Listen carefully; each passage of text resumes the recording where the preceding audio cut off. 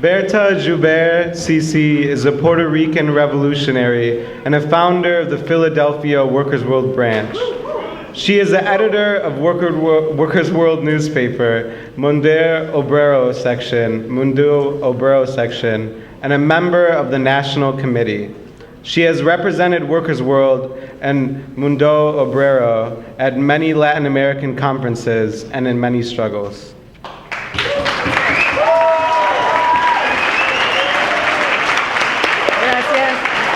Gracias, compañero. I want to first express my immense gratitude to compañero Malcolm X for his internationalism. We all remember his conversations with Fidel. So, Malcolm X and Berta Joubert, presente, presente, presente, because they are present today.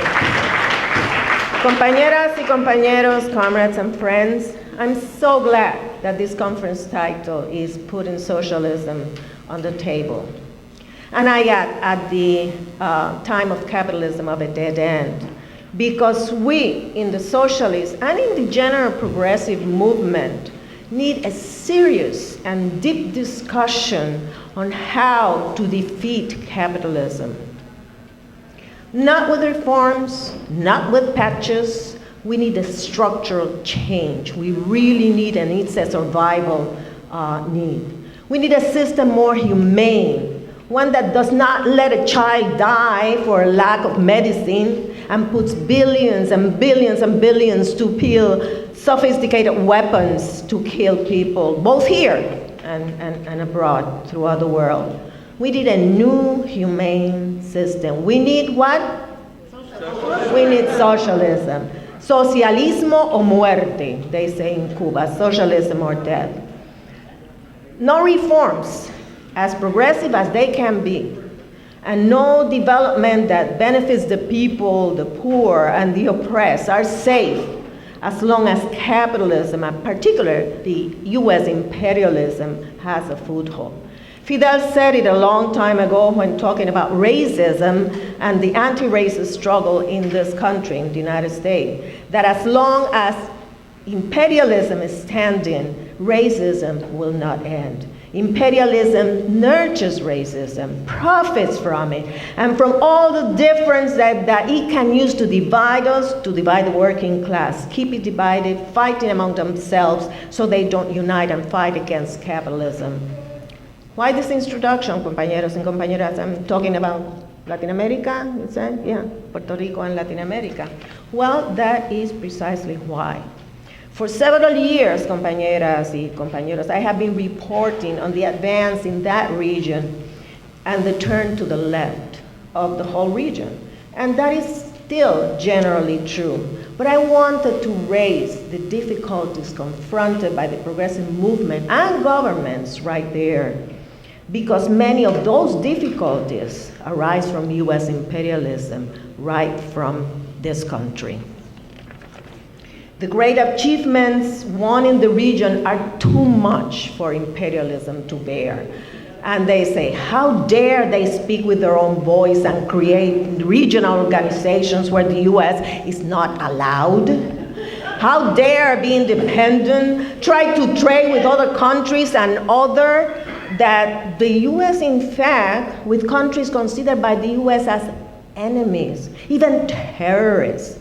How dare they kick some US military bases and US agencies out? How do they attempt to use their national resources to improve the lives of their peoples instead of letting US corporations extract millions and millions in endless profits? How do they isolate the United States and support Cuba? And so on and so on. So now the United States has intensified its intervention in the region, not with troops, although it has increased the military base in several places, particularly in Colombia, aligned with the reactionary right wing of many of those countries to sabotage the progressive processes. Capitalism, if its final end phase is trying to turn back the forward march. The capitalist crisis has hit the whole world, and Latin America is not the exception. The crisis is global. but it's also the struggle. The masses, the social forces in Latin America are still fighting and still demanding their right. And still they want to go forward, like in Mexico, in Honduras, in Colombia. There are two camps worldwide, compañeras y compañeros. The capitalists together with their forces who serve them, their allies, and the masses fighting it at a global scale. But I wanted to focus in one country, one that for a long time was not even considered Latin America, and that is Puerto Rico, my country. The one that has been in the news now because of the immense debt of 73 billion, which is 4 times the debt in Detroit. Puerto Rico is the perfect example of the virulence of capitalism in its final dead stage, how it operates with no disguise to benefit capital. It shows the anarchy and the corruption at all levels tied to capitalism. It is a colony of the United States. What does that mean? What does it mean a colony means? It has no sovereignty, none. And a compañera said it, compañera Lourdes said it very beautifully this morning. Foreign capital owns everything, everything in Puerto Rico, decides everything, everything is decided by foreign capital. The island's government is just a figurehead. Wall Street and the Pentagon through the US Congress are the real rulers. They are the ones who really have the power in Puerto Rico. We have been a laboratory for United States practices since the US invaded us in 1898. Some of these practices were also performed here on the native people and on the African American people right here in this country. But all of them have been practiced in Puerto Rico, erasing our history and our heroes, trying to suppress our language and even our flag, using us for pharmaceutical experiments, sterilizing our women, using our land to test toxic weapons and practice for military interventions in other countries, targeting, killing, and imprisoning the independence movement, and et cetera, and a very long et cetera. But one of the most criminal has been the economic destruction. It has left Puerto Rico in a deep, deep depression, bankrupt. All the measures to deal with the current crisis are to benefit the bondholders in Wall Street. There is much to say, much facts to bring, but with the limited time, I'm not going to. So this is just like a pincelada, just a kind of brush, just some ideas. Many of them, these bondholders, are hedge funds, the fondos buitres, we call in Latin America, vulture funds. Then there is the transfer of money from the Puerto Rican people to the United States. While the United States sends between $13 to $16 billion yearly in aid, quote unquote aid, these are student scholarships, Medicare, food stamps, and so on. It takes $58 billion a year because of imports, because what the compañera said this morning, everything that we consume in Puerto Rico comes mostly from the United States. Walmart and all these big stores pay hardly any taxes.